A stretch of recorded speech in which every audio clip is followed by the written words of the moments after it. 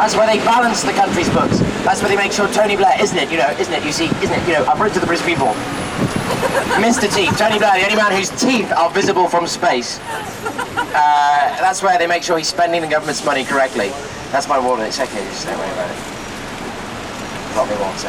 And then take a left here, and that takes you into Pimlico. That's where the leader of the Conservative Party lives. His name's William Hague, the leader of the Conservative Party. But sadly, he's going to have to resign next month because they did so badly in the last general election. Got absolutely trounced by the Labour Party again. But we're taking a right and going into a very posh part of London. We're coming into an area known as Belgravia. It takes its name from land in Cheshire. The land actually belongs to a man called Gerald Grosvenor, who is the Duke of Westminster, and their family originates in Cheshire. There's lots of links with Cheshire around this area. This is near Liverpool and Manchester, yeah. It's where I'm from, actually. I'm actually from Chester. It's a lovely part of the country. Go there, it's to the north of England. But you'll notice that on Ebury Street, the windows here have been bricked up. These buildings were built in the 19th century when there was a window tax. People were taxed for the amount of windows that they had, so people bricked up their windows, didn't have to pay as much tax. And this is where the expression daylight robbery, the origin of the expression daylight robbery, comes from the window tax, as you can see. Ebury Street's where Mozart stayed when he was 8 years old and wrote his first symphony along here. At number 180, that's where he wrote the London Symphony. It's where Pete Townsend lived as well along Ebury Street. Who? Pete Townsend from The Who. And on the right you'll see the Mews. These are the old stables. They're now been converted into little houses. And look to your right, you may well see a policeman sit outside number 73. In the doorway back there. No, he's not there. That's the home of Lady Margaret Baroness Thatcher. There's normally a policeman there to make sure that she never gets out. We're quite safe, don't worry.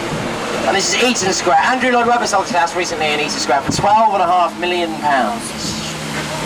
So that's one of these houses around here. Just one of them is worth around 12 million. The Grosvenor family, the richest man in Great Britain, his apartments are at number 100. In the 1960s, Laurence Olivier lived here. Larry, to be or not to be?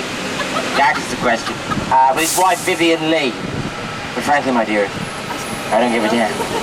And Roger Moore lives in the square as well. I've seen Roger Moore in the square. He waved at me with his eyebrows once. He drove by.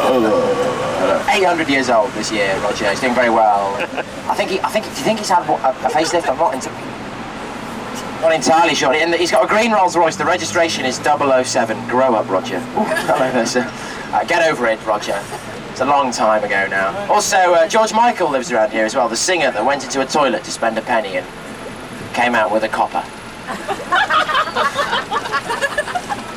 We won't worry about that.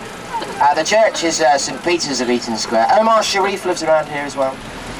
The romance novelist. Barbara Cartland, she lived in Belgravia. Sean Connery has got an apartment in the area. He's got a Muse apartment, that's right. And on the right you'll see the statue of the lioness chasing a gazelle. Or Margaret and Dennis Thatcher at play. You can guess which one's Margaret. And then you see the little green hut on the right. Over there. That's where drivers of London black cabs, here where I'm pointing down there, it's where London black cab drivers can stop off and get a cup of tea. Now get a cup of tea. A cup of Rosie Lee. 19 sugars please, darling. I like my spoon to stand up in my tea. To become a cab driver in London you have to do a thing called the knowledge.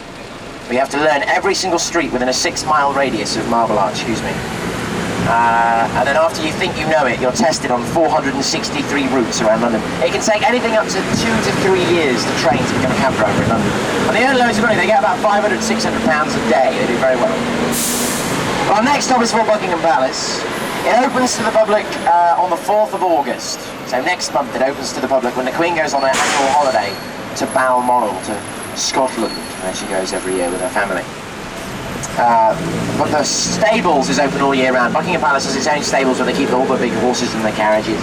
And this is here on your left now, so that's the stables of Buckingham Palace. And that's the front of Buckingham Palace in front of you now, looking out over the gardens.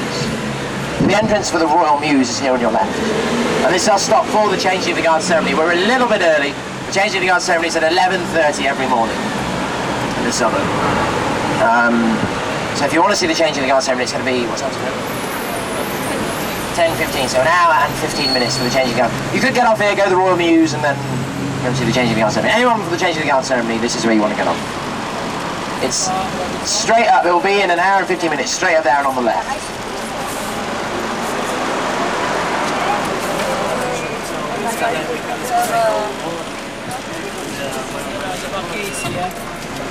At the moment they're reconstructing the Queen. I think some people getting off here. Jay, cheers mate.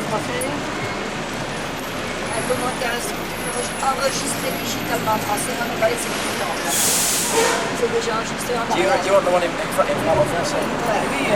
Next couple of weeks. When they open it to the public, you go in through here. But this is this was like the original front door of Buckingham House, where the Duke of Buckingham lived. So you see it's the darker coloured bit. I don't know if you can make out just through the trees. The east wing, you know the bit with the balcony where they do all their waving? Hello. Hello, yes. They've got cardboard cutout hands and they're sort of doing this.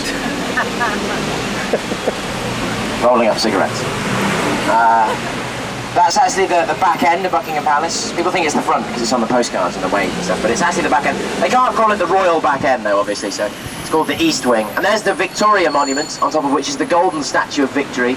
This is called the Mall, this road here. We can't go along there, there's no buses allowed along the Mall, unfortunately, so we're not allowed along there. But through to the left, just where you see the flagpole, through the trees, that's where the Queen Mother lives. Not in the trees. She lives in Clarence House. And this is where the change of the guard ceremony takes place every morning at 11:30. You want to get here about 11, like 10 past 11, around that kind of time. It's every morning unless it's raining, which it does from time to time in London. Every now and then it rains, you know, just occasionally. A bit of traffic and a bit of rain, very unusual to see in London. But you see, if it's raining, you see, they're the soldiers and they're trained to go into battle and war. And if it's raining, you know, it's a bit cold today, Sarge. I don't really feel it. And their hats get very waterlogged. It's very true that they're very heavy, the hats anyway, the bearskin hats, so they get waterlogged. Oh, I don't like it. My hat gets all heavy. But you'll see some members of the Scots Guard. There's 5 regiments of Guard: Scots, Irish, Welsh, Coldstream and Grenadier Guard. You'll see some members of the Scots Guard on the left. They're currently in residence at the Wellington Barracks. This is the barracks here on the left-hand side. So wave at the soldiers when we go past. Give them the royal wave. Hello! Hello, boys! Very good, keep it up! Take Michael out of a man with a fully armed machine gun. Up on the left is the Home Office. And our next stop will be for Westminster Abbey, which you'll be able to visit now. If anyone wants Westminster Abbey, good time to go. The queues probably won't be that big just yet. It was founded in the 11th century by King Edward the Confessor. The year in 1066 was the year that the Norman invader William the Conqueror beat Harold at the Battle of Hastings. The last time Great Britain was successfully invaded, I'll have you know. And then he crowned himself king here on 1066. So all subsequent coronation ceremonies have taken place here since 1066. 1066 to 1953 when the Queen was crowned. There's Westminster Abbey coming up, interview straight ahead of you. The Twin Towers were completed in 1745. Most of the Abbey was rebuilt in the 13th century. The main bulk of the building dates back about 800 years. To the right of the Twin Towers, you can see the Victoria Tower. That's part of Parliament. And Big Ben is over on your left. You'll see through the trees. You may be able to just make out Big Ben. There's about 3,000 people buried here. You can go and see their tombs. Monarchs, scientists and writers, actors, including Elizabeth I, Mary I, Charles II, James I, Edward VI, Edward I, Isaac Newton is buried here, Charles Darwin, Charles Dickens, Ben Jonson, Chaucer, Laurence Olivier, Larry is buried here, Laurence Olivier, me, me. And above the arch entrance you can see there's 10 statues of 20th century martyrs. The central figure is Dr. Martin Luther King Jr. I have a dream. And then over on the left you can see the Millennium Wheel. The River Cruise leaves from in front of the Waterloo Pier. There's 2 piers for the River Cruise, Waterloo and Embankment. Our first stop will be at Waterloo. And that's right in front of the Millennium Wheel. So Millennium Wheel is in Waterloo, so when we get there, I'll announce the stop and tell you to get off if you want to get the River Cruise. It's a 50-minute cruise, that's included in the price of your ticket. The top tickets are for the bus, so you keep those every time you get on and off. It's got a time on it, the time is valid till the same time tomorrow. The River Cruise ticket you have to do within the 24-hour period, and they take that when you get on it. You can only do it once, obviously. And then through Dean's Yard, straight ahead, that takes you into Westminster School. We'll actually stop just outside one of the buildings of Westminster School.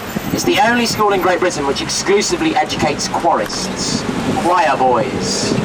Now, it's a private school, so all the boys are called Rupert, and Charlie, and Giles. You may see some of them here. Hello, Rupert, Charles, marvellous. Anyone from Westminster Abbey, this is your stop. You can get off the bus here. When you want to get back on the bus, come back to this bus stop. The buses come along every 10 minutes. I do 3 tours. You might see me later, you never know. If you don't, have a lovely day. Have a lovely time in London. Goodbye, ciao. Adios. Au revoir. See y'all. Big Ben is the name of the bell inside the clock tower, which chimes every hour, which we all knew, but now they call it Big Ben. It's actually the St Stephen's Clock Tower, but everyone just calls it Big Ben because of the bell. And that was all completed by 1870, what you see there. It's all late sort of 19th century building. The old Parliament buildings burnt down in the 1830s. The old Houses of Parliament were destroyed by fire. Then back to the same stop. On the left is St Thomas's Hospital. The nurse